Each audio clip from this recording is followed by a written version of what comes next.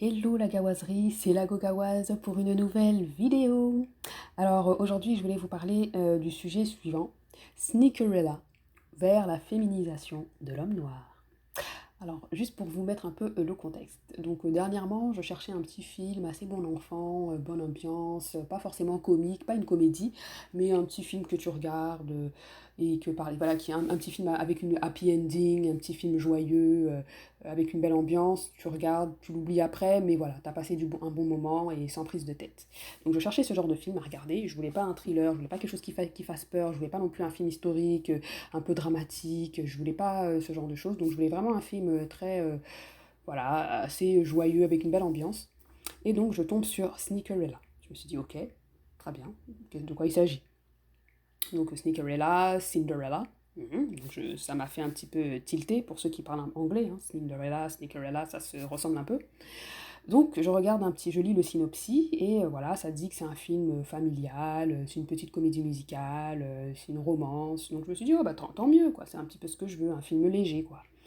Et je lis le synopsis et ça dit, dans cette version de Cendrillon pleine d'énergie et de musique, elle, le héros, hein, c'est un jeune créateur de sneakers du Queens. Il travaille dans un magasin de chaussures tout en dissimulant son talent. Donc lorsqu'il rencontre par hasard Kira King, une sorte de princesse charmante de Manhattan, c'est le coup de foudre.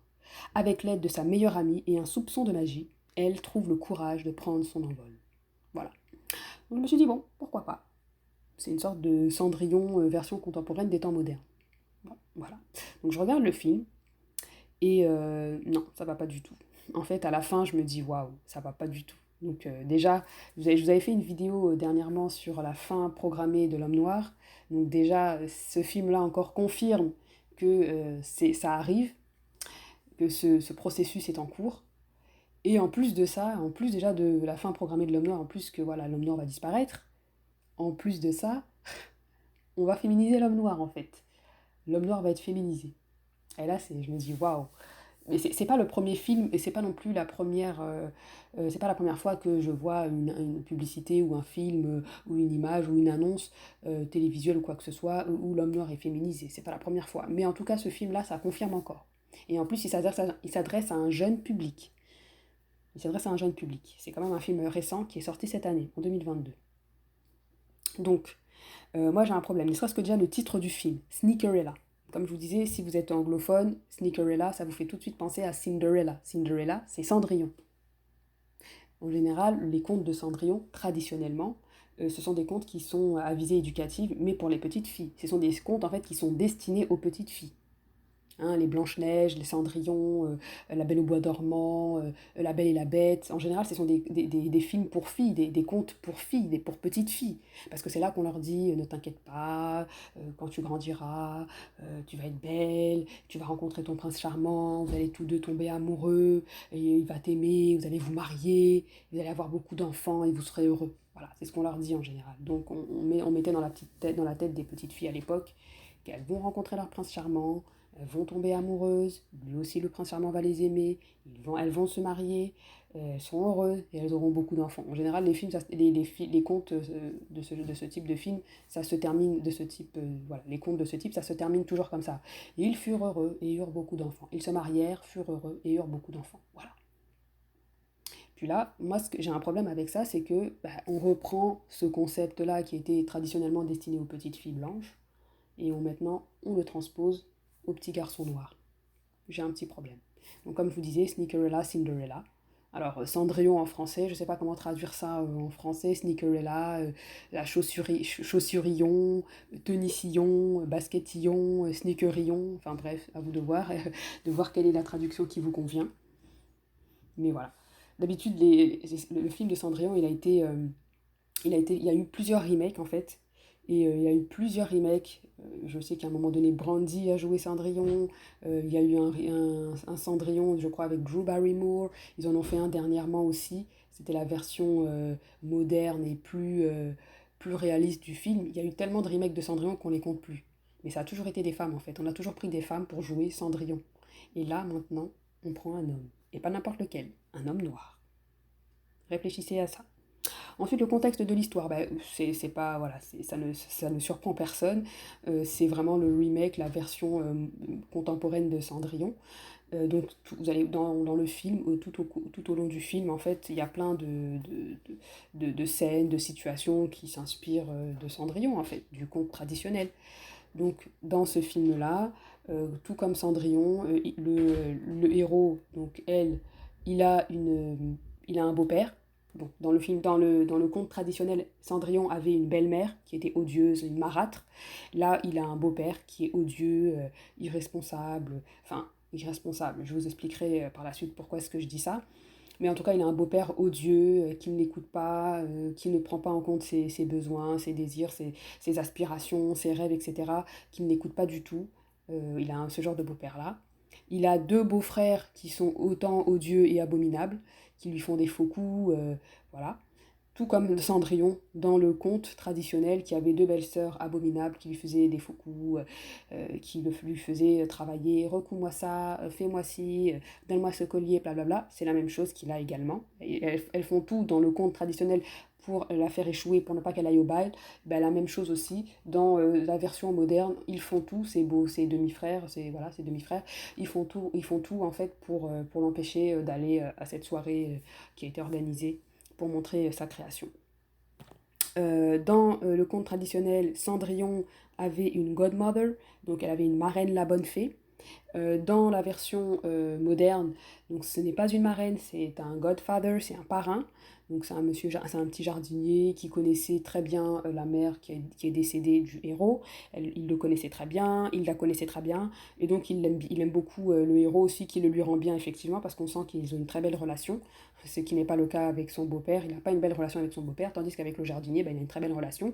Et ce jardinier-là, qui se révèle être le parrain, le godfather, finalement, ben, il va lui donner des petits... voilà, il va le favoriser dans certaines situations. Des fois, quand il est en retard, il va créer des situations pour que voilà, il puisse arriver à l'heure. Il va créer des situations, voilà, pour que son travail soit finalement retrouvé, etc. Donc c'est un petit peu comme la marraine de la bonne fée, mais là c'est un homme. C'est la version masculine.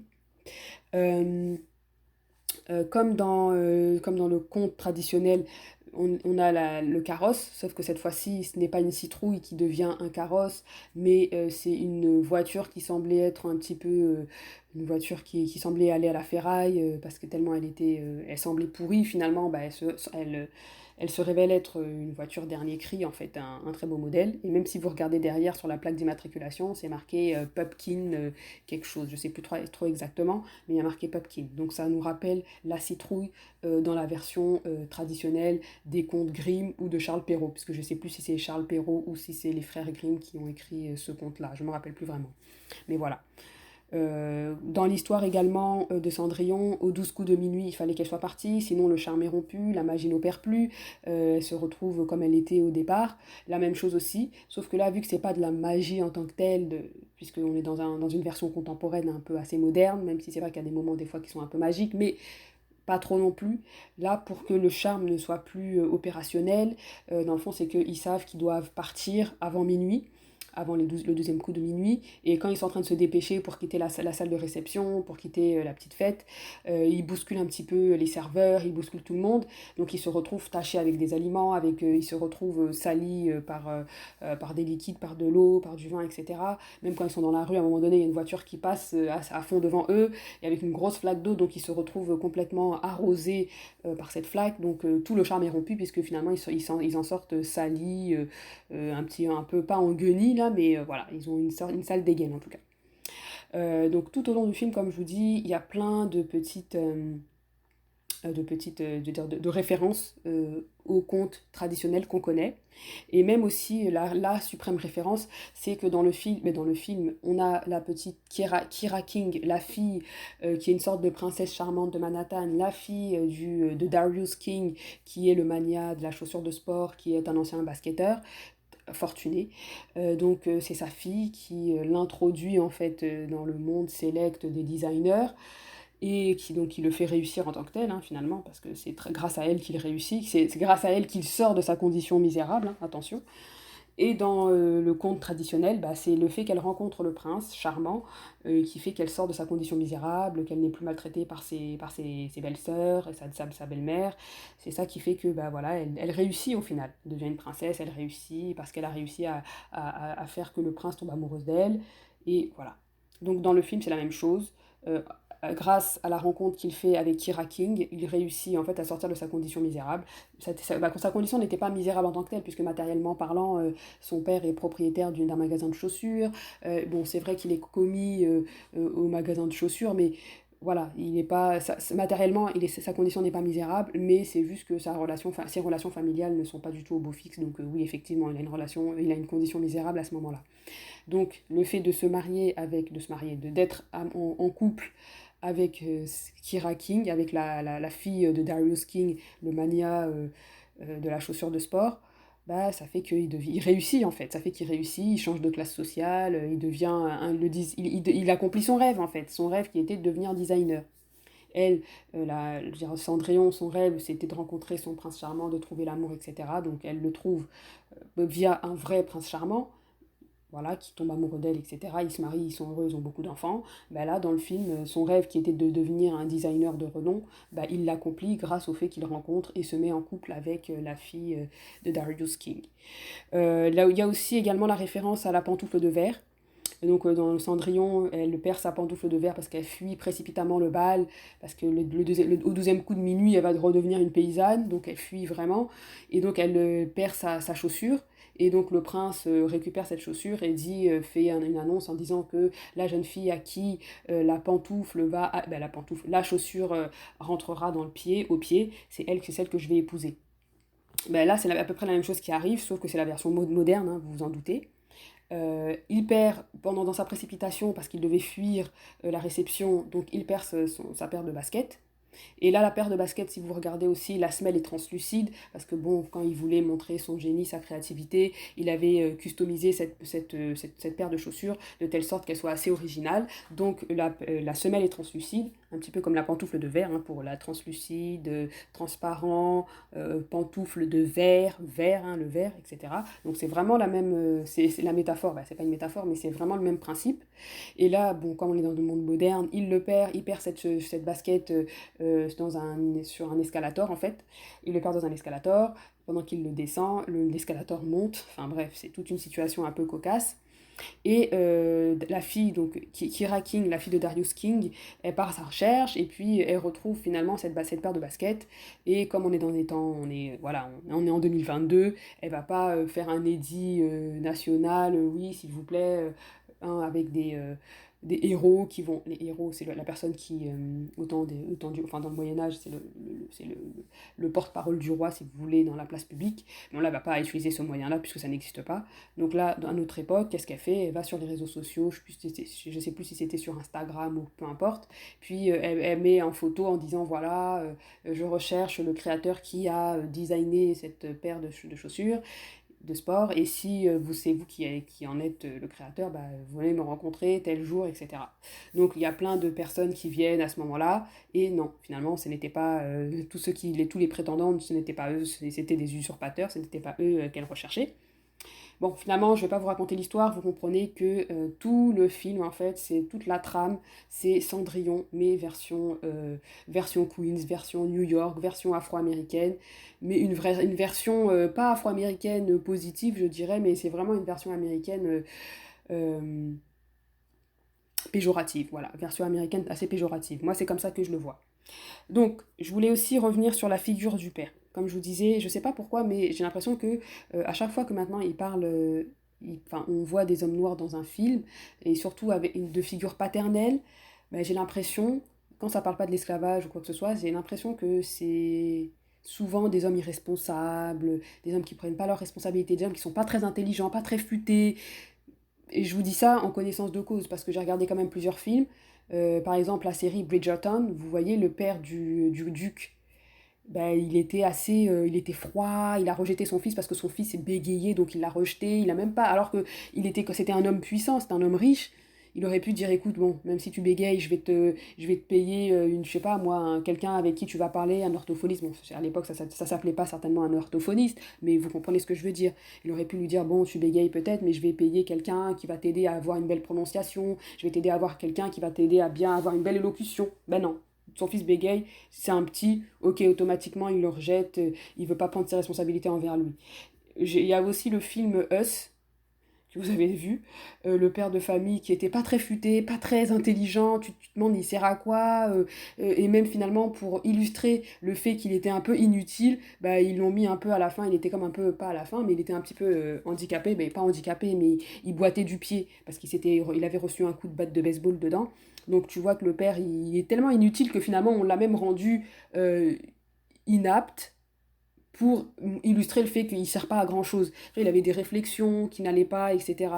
Et j'ai l'impression en fait que souvent dans les films, quand on montre une figure d'un homme noir, paternel, enfin une figure du père noir, ben, en tout cas c'est les films que j'ai vus, en tout cas c'est toujours un peu l'homme, en tout cas dans les films modernes, hein, c'est toujours un peu un homme qui est pas très responsable, pas très futé, un homme assez dur. Euh, parce que là, dans le film, en tout cas dans le film, il prenait pas ses responsabilités envers son beau-fils, en fait. Tu sais que ton beau-fils, t'as d'autres enfants, pourquoi est-ce que tu mets toute la charge du magasin sur lui? Parce qu'on dirait que c'était finalement c'était comme le fils qui faisait rouler le magasin. Et lui, le père, c'était juste peut-être le comptable qui disait que finalement, oui, les finances du magasin ne vont pas bien, donc je vais vendre, donc voilà, je vais rencontrer un investisseur. Mais sinon, t'avais l'impression que toute je veux dire, la gérance du magasin revenait au fils. S'il n'était pas là, voilà, il n'y avait rien qui se faisait. C'est pas normal. C'était lui qui devait ranger tout, qui dépoussiérait, qui devait assurer le service avec les clients, etc. Donc tu te demandes, tu te poses la question. Tandis que le père, il a d'autres enfants. Il a d'autres enfants qui sont disponibles. Enfin bref, moi, quand je regarde ce film-là, je vois déjà, c'est voilà, le beau-père. C'est pas un homme, c'est pas une figure paternelle auquel on veut ressembler. C'est pas, en tout cas, si t'es un homme, quand tu regardes, si t'es euh, un homme normal, quoi, et que tu as des enfants, et que voilà, tu prends soin de tes enfants, et même que tu as des enfants qui sont pas les tiens, mais que tu as épousé la mère et que tu prends soin d'eux, je pense pas que c'est une figure paternelle, enfin, c'est pas, je ne pense pas que c'est une figure auquel tu aimerais ressembler. En tout cas, moi, personnellement, je veux pas un père comme ça, j'en veux pas. Tu vois, c'est vraiment. Bon, à la fin, effectivement, vu qu'il y a la happy ending, il se repent, et puis voilà, finalement, les relations sont soudées, les relations reviennent au beau fixe. Mais en tout cas, durant tout le long du film, c'était pénible en fait. C'était pénible de voir un homme qui comprend pas, le petit aussi, il a envie de s'amuser. Donc, t'as d'autres enfants, enfin, répartis les tâches en fait. Répartis les tâches, dis bon, aujourd'hui c'est toi qui t'occupes de ça, c'est toi qui vas t'occuper de l'autre. Il a quand même trois garçons dans le magasin, il a quand même trois garçons à la maison, donc il peut quand même répartir les tâches équitablement pour que aucun ne soit lésé. Mais non, tu vois qu'il s'occupe seulement de ses enfants, il prend pas en compte les désirs de son beau-fils, en fait. C'est vraiment la figure du père auquel il faut pas ressembler. Donc ça, c'est une chose. Deuxième chose que j'ai remarqué, alors je vais faire une nouvelle vidéo parce que là on va bientôt arriver à 20 minutes et moi les vidéos de plus de 20 minutes, mon ordinateur est en train de capoter à cause de ça. Donc je vais vous faire une partie 2 pour vous montrer un petit peu qu'est-ce qui n'allait pas dans le film que j'ai remarqué. Et peut-être que je suis allée un peu trop loin, mais en tout cas si vous regardez le film, peut-être que vous allez avoir un peu plus l'œil ouvert pour remarquer les défaillances du film que moi j'ai pu observer. Donc on se retrouve pour une partie 2.